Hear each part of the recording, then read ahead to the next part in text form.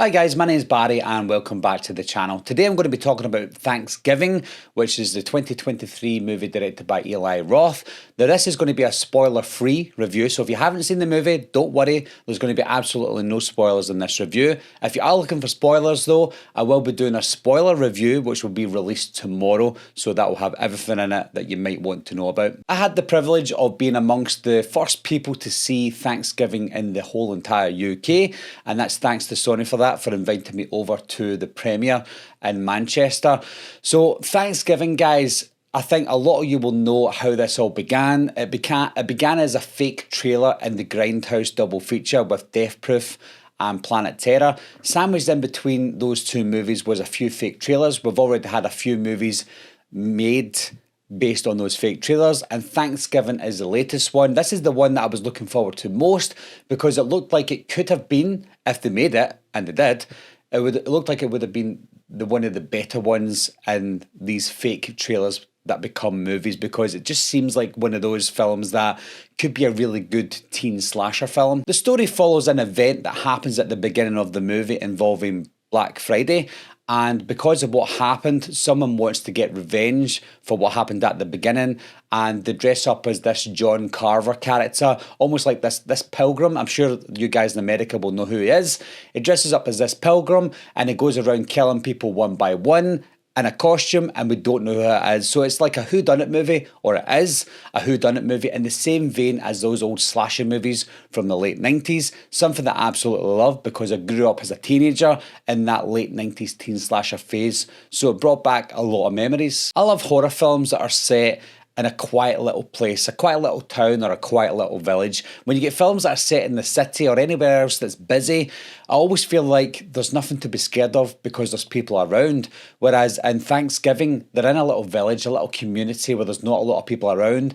Everyone knows everyone, and no one can get by without talking about someone or sneezing without somebody knowing your business. And that's exactly what this movie is.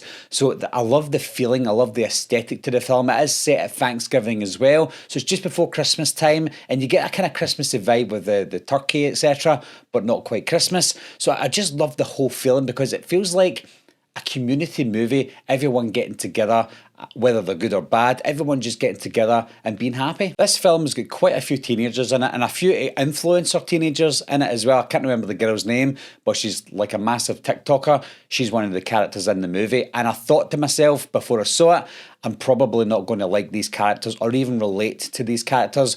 But to my surprise, I absolutely loved every character in this movie, even the teens. I was going to say especially the teens, but not. Even the teenagers, I felt like I could reminisce with them. I could relate to these teenagers, even the ones I thought I was going to hate. I liked them all. The character development was fantastic. I got to know every character. There was no social commentary, no real life social commentary or social politics within the movie. It was just a movie. I could escape for an hour and a half, 2 hours, and not think about what was happening in the real world. So every character was fantastic. If we move on to the character of John Kramer, this is obviously the whodunit killer. I think this character was very brutal. The kill scenes in this movie, they felt really Eli Roth. They also felt very late 90s, but with a little bit more blood and splatter to it, almost like we've advanced over the last 25 years. So the kill scenes in it were absolutely horrendous, and I mean that in a good way. There was some scenes I thought I need to look away a little bit, but I didn't. But if you're quite squeamish, maybe you will look away, and there's some moments in it you just know exactly what's about to happen, but you just can't look away, and what you're expecting to happen actually does happen, but you still get a shock and a surprise as to how it progresses and how you see it on the screen, because you're like, oh my god, that's disgusting, but I love it. This is of course a spoiler-free review, so I'm not going to be telling you why the killer does what they do.